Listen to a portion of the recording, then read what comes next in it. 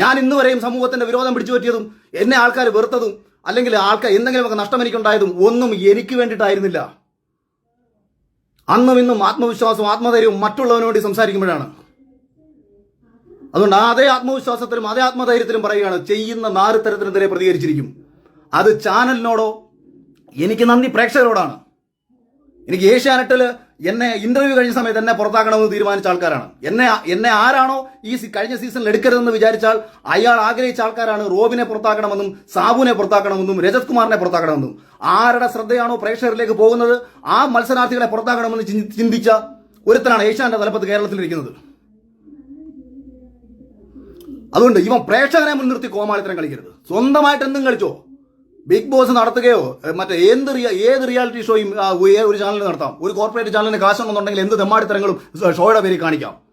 പക്ഷെ പ്രേക്ഷകരുടെ നിർത്തിക്കൊണ്ട്